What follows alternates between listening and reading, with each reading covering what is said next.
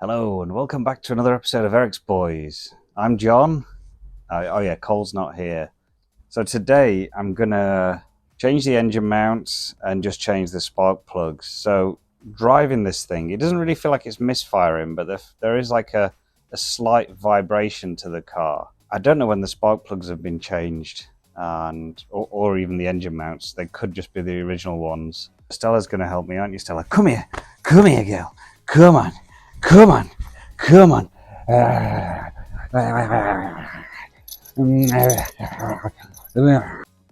All right, so the car's already in the air. Let's get this bonnet open and get started on this bugger. So there's two little clips on top of the cover. We just need to pry those out with a screwdriver. So then just take off these two nuts with a 10mm. This one is just spinning around and round. I just didn't understand what was going on, but it's actually the stud behind it that's broken.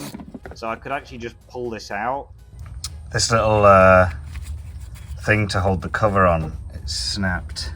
I don't know if any of you guys have ever had that before and if there's an easy way to replace it. So we've got the coils, looks like that one was replaced. And that one. Really tempted to buy new ones. These are 10mm. I'm just going to take each one off. Disconnect the clip and then give the coil a nice little gentle tug. You'll need an extension on your ratchet because the spark plug is in quite a deep cavity.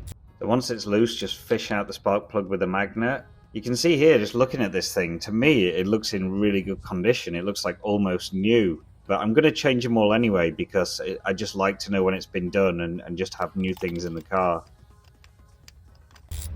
I'm just going to tighten the spark plug up just so it's nice and snug, just hand tight, that'll do it. Then make sure the coil's sat on top of the spark plug. Put the clip back in, and I'm just going to hand tighten these 10mm as well. Again, just a little bit snug. Don't want to go too crazy on these. I'm sure you don't really want to sit here and watch me do all 6 spark plugs. So here's me just tightening up the final one, and that's the spark plugs done on here. Before I put the cover back on, I'm going to have a little clean up around here. There is a little bit of dirt and grime. I grabbed a rag and the nearest cleaner to hand, which was this Chemical Guy's Invisible Super Cleaner. It's amazing I actually found it. Get it? Anyway, the cleaner did a good job, so I'm going to award it 2 golden cocks in what is probably the fastest product review ever on YouTube.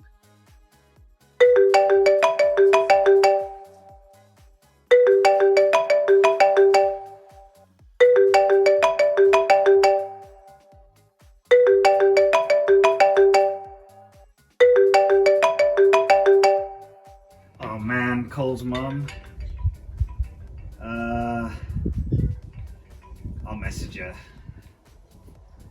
You know what she wants.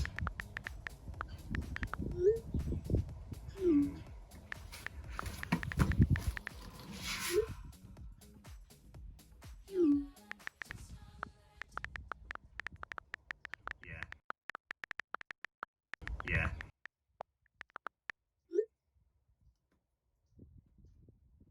I know she wants to come. That's all this is about. She's a nightmare.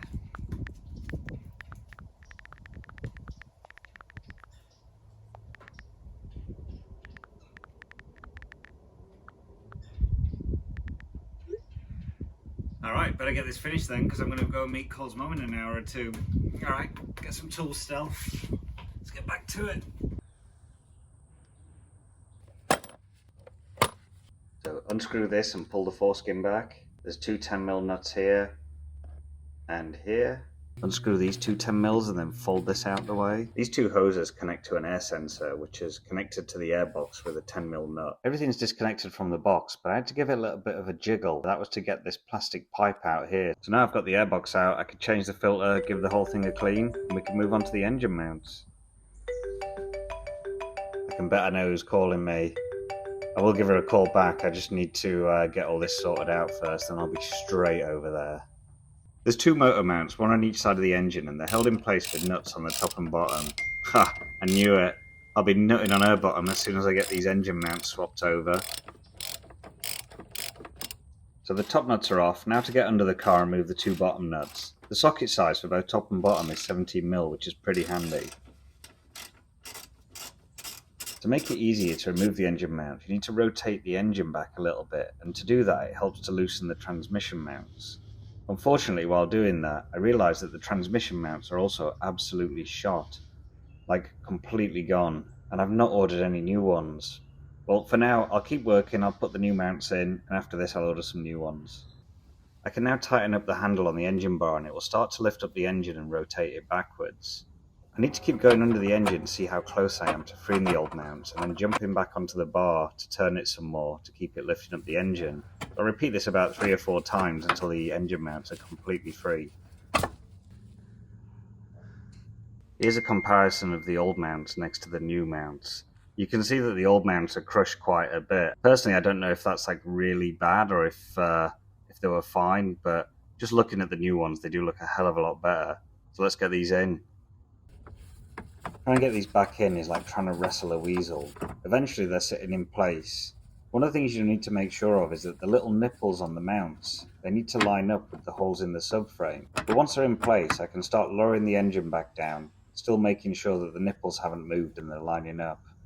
I know it looks like there's some sort of Loctite cream pie going off here. It's because I just put a hell of a lot of Loctite everywhere. I'm going to make sure the bottom nuts are really hand tight.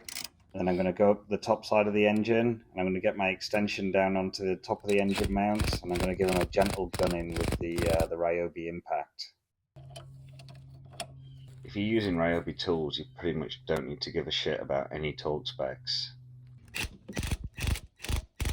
With the engine mounts now professionally installed, I don't need this engine bar so I can get it out of the way. The airbox is more of a faff to get it back in than to take it out, but after a lot of swearing, it's back in place. I put the old tranny mounts back in because I wanted to fire the car back up and see if doing all of this work has fixed my vibrating problem. And look at this. There's literally no vibration in the engine, as demonstrated here by resting this invisible cleaner on top of the engine. Sort of like a ghetto version of the old Lexus TV commercials, this thing is running absolutely smooth. Can't really do anything else today because I've not got those transmission mounts, so I'm going to text up Cole's mum because she was keen earlier.